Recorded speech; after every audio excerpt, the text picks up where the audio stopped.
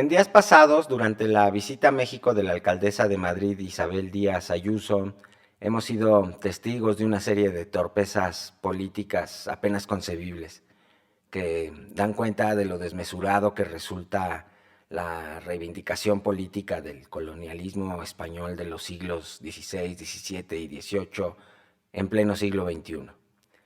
Ya en el siglo XX era hasta cierto punto quijotesco formular estas insinuaciones relativas a la heroicidad de Hernán Cortés, y no se diga en el XIX.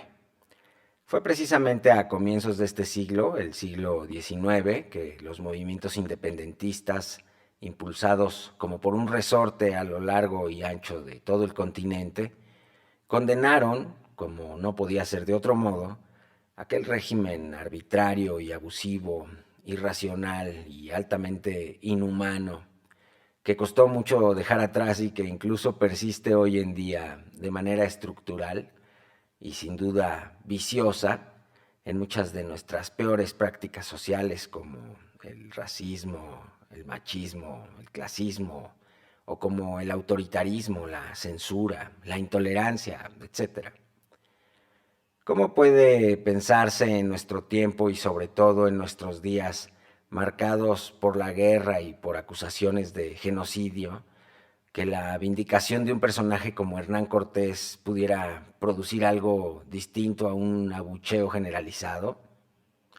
La misma iglesia se hizo a un lado, no queriendo mancharse de vergüenza, validando una visión tan oscura y tan amenazante de lo que debe ser la política de nuestro tiempo. Un papelón que deja muy mal parada a la presidenta de la Comunidad de Madrid. No hay nada absolutamente que nos hable de ningún tipo de heroísmo en Hernán Cortés, a no ser el sentimiento nacional español, por supuesto, o bien el sentimiento religioso, que es el otro poder en cuya imposición fueron definitivas las actividades de Hernán Cortés.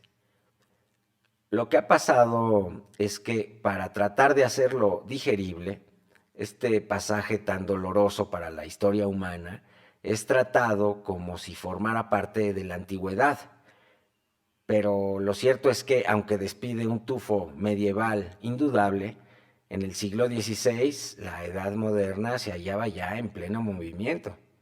Es decir, no son válidos los intentos de exculpar a Cortés alegando que siguió los parámetros morales de otra época demasiado distinta de la nuestra.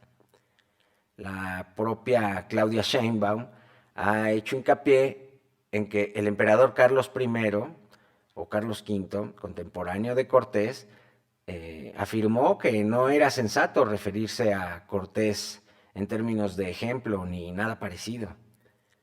Claro que este señor, el emperador, era el más beneficiado por los actos atrabiliarios de Cortés y que por ello necesitaba desmarcarse de toda acusación de barbarie. No fuera que pusieran en entredicho la legitimidad de su poder o el origen de su riqueza. Pero pensemos en Michel de Montaigne, el gran representante del Renacimiento francés, contemporáneo de estos hechos. Él también lamentó la suerte de los pueblos americanos por haberles tocado padecer la dominación española. O pensemos en Fray Bartolomé de las Casas, español, que no solamente juzgó negativamente la actuación de los conquistadores en el Nuevo Mundo, sino que directamente los denunció a las autoridades. Es decir, esto de reprobar a Cortés no es un juicio que requiera una hermenéutica determinada ni una preparación especial. Para poder formular una censura terminante a la figura de Cortés, lo que hace falta es sentir solidaridad y compromiso con el género humano. Todo esto hace pensar que, como señaló seguramente con mejor información el presidente López Obrador, durante el régimen neoliberal se saqueó tanto al país que para muchos de los privilegiados patrocinadores o socios de Díaz Ayuso, muchos de ellos, apenas es aceptable reconocer la existencia de México como una verdadera nación soberana. como un estado aparte o incluso como un estado a secas. Porque algo debe haber, además de una gran caradura, para llevar a cabo este intento tan desproporcionado por reivindicar a un criminal tan señalado, a un exterminador en pleno siglo XXI. A lo mejor se piensa que exagero, pero hasta donde he podido revisar las fuentes históricas, Hernán Cortés fue aquel que, de mancebo, nos dice Bernal Díaz del Castillo, se acuchillaba con hombres esforzados y diestros y siempre salió con victoria. Es decir, nada de que estudió Derecho en la Universidad de Salamanca ni todos estos cuentos que sus rehabilitadores quieren ahora difundir como si no tuviera consecuencias la falsificación de estos perfiles históricos. Su protagonismo en Cuba durante la conquista de la isla, donde liquidaron completamente a la población nativa en 1511, le permitió convertirse en el brazo derecho del gobernador don Diego de Velázquez, llegando a ser alcalde de Baracoa e incluso encomendero, es decir, dueño de los indígenas del territorio que él había conquistado. En México, Cortés comenzó a labrar su fama de asesino en un lugar conocido como Potonchán, donde el cacique había vestido de pies a cabeza de oro a Grijalva, esto durante la segunda expedición española enviada desde Cuba hacia nuestras costas.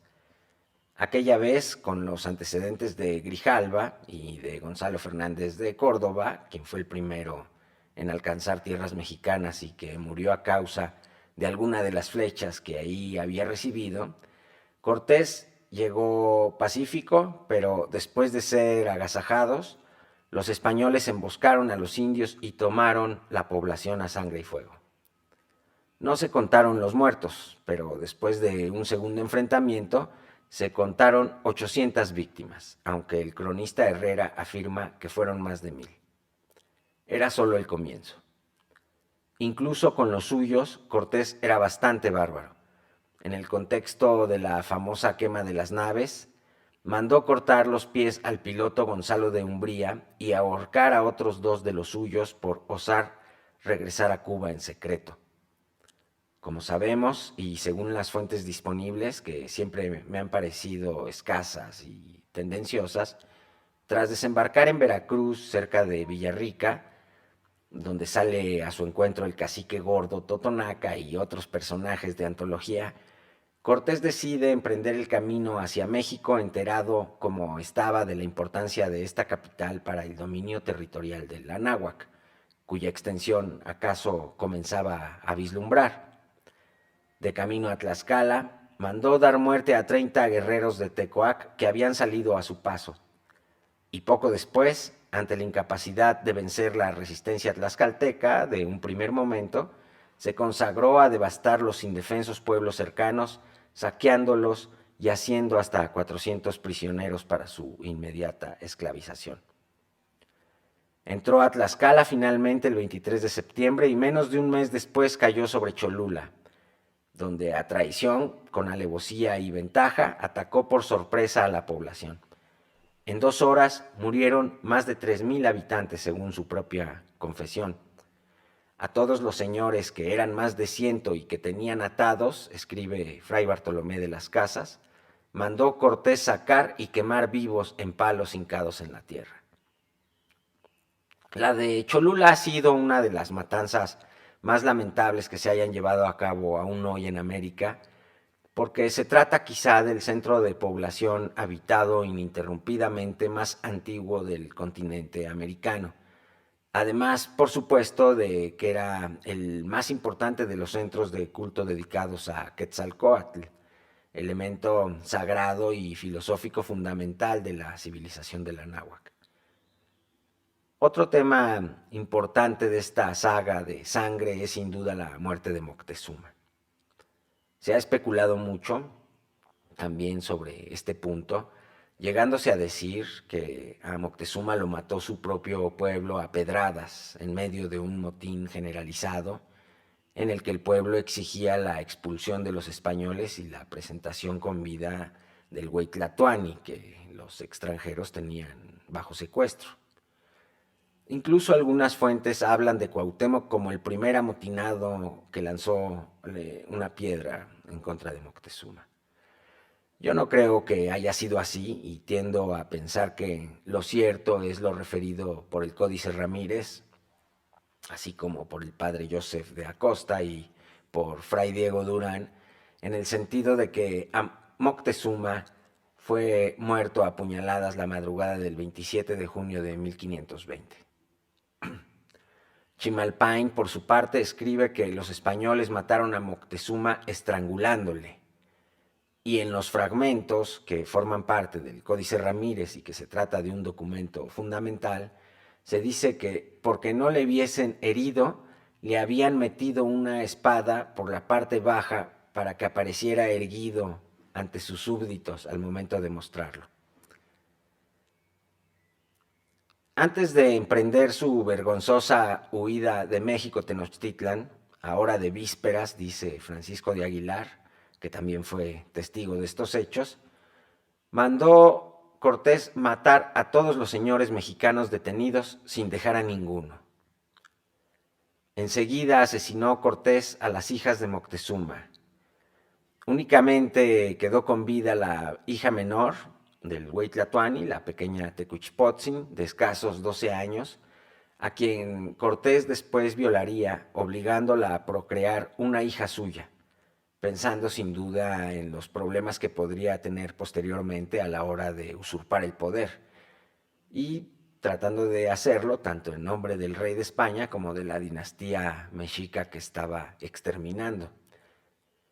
En su precipitada fuga de Tenochtitlan, conocida como la Noche Victoriosa o la Noche Triste para los españoles, Cortés sacrificó a miles de sus aliados indígenas, quienes, metidos en la primera acequia, se ahogaron, según confiesa Bernal Díaz del Castillo, y hacían de puente por donde pasábamos los de a caballo, remata.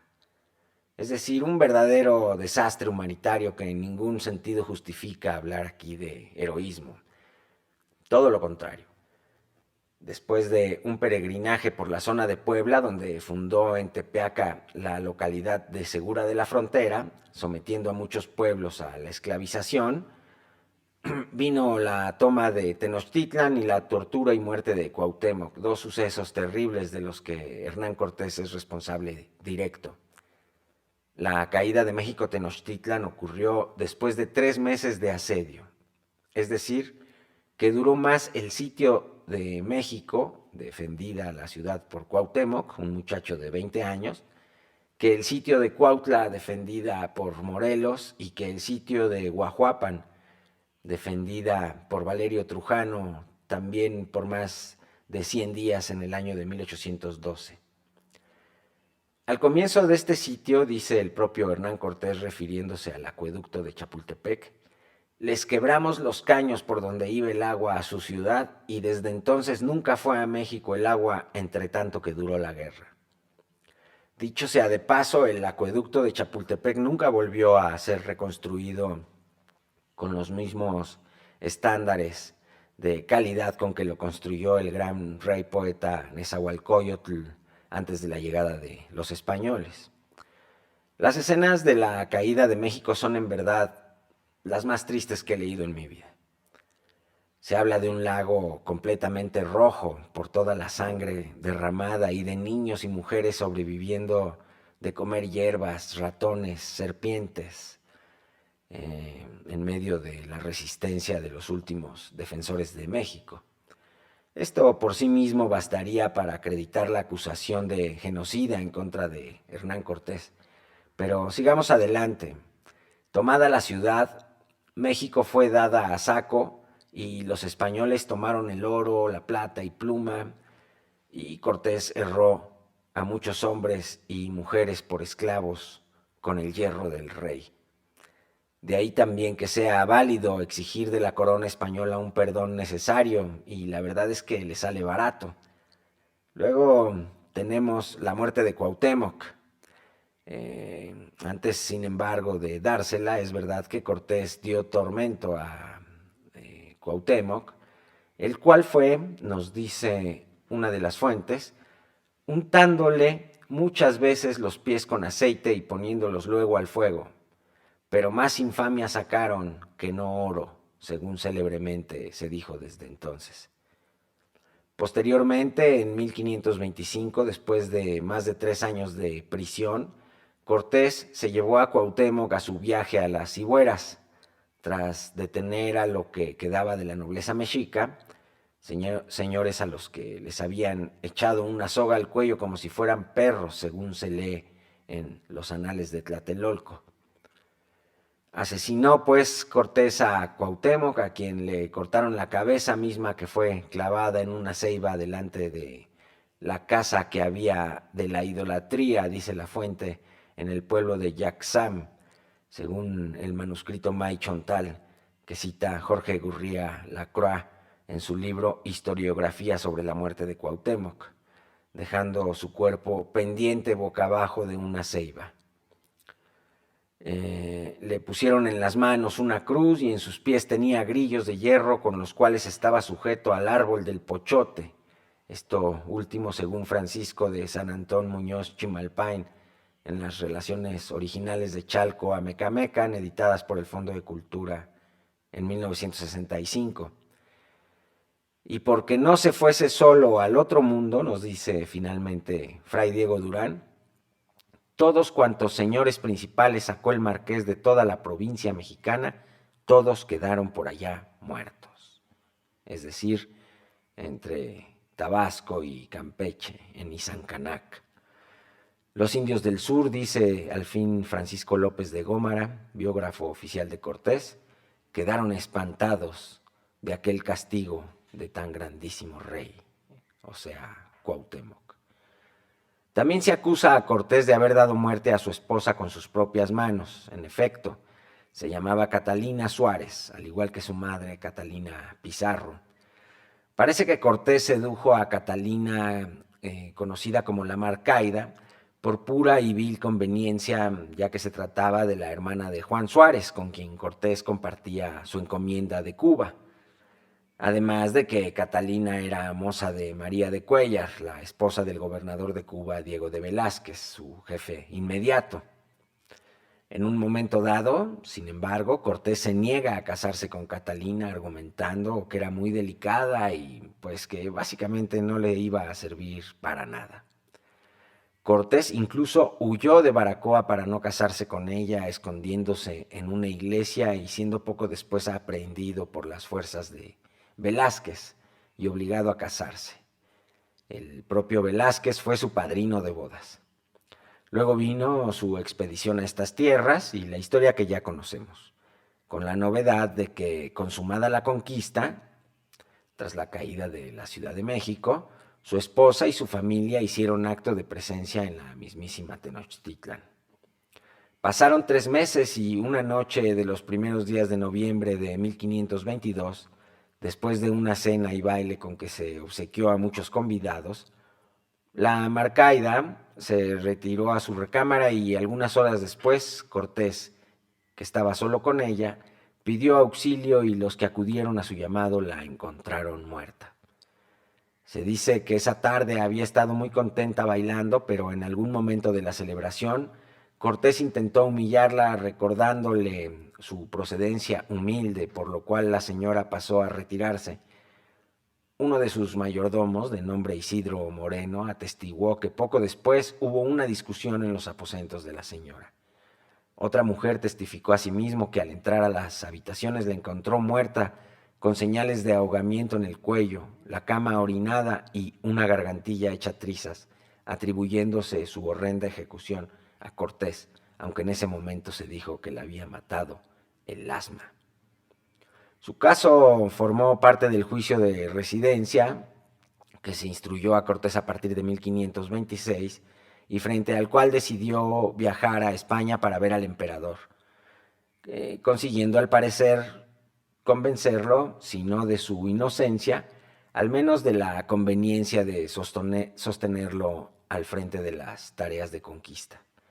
Después de todo, muchos candidatos a conquistadores procedentes incluso del ejército español habían fracasado en Centro y Sudamérica, siendo a veces comidos por poblaciones caníbales, mientras que quienes ya llevaban algunas décadas en el Caribe antes de emprender alguna expedición, como el caso de Cortés y compañía, parecían garantizar a la corona el éxito y la durabilidad de sus violentas adquisiciones. Por todo lo anterior y ahora que está de moda el término batalla cultural, yo diría que la semana pasada se ganó la más importante de las batallas culturales, porque el fracaso de la alcaldesa de Madrid volvió a poner de manifiesto de un modo muy natural y casi unánime cuán arraigada está entre nosotros la condena de la crueldad, de la violencia y del autoritarismo, que sería en todo caso, de haber alguna, la herencia cultural de Hernán Cortés.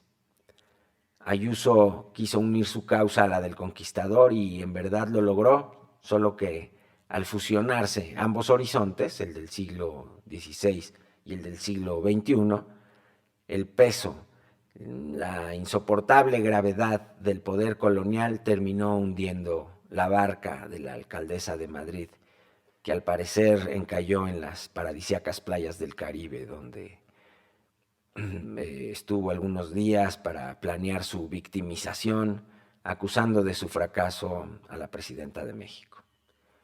La verdad es que estremece pensar que haya quien se imagine cosechar alguna clase de victoria política llevando a cabo una provocación tan grosera y de tan mal gusto como intentar reivindicar a Hernán Cortés.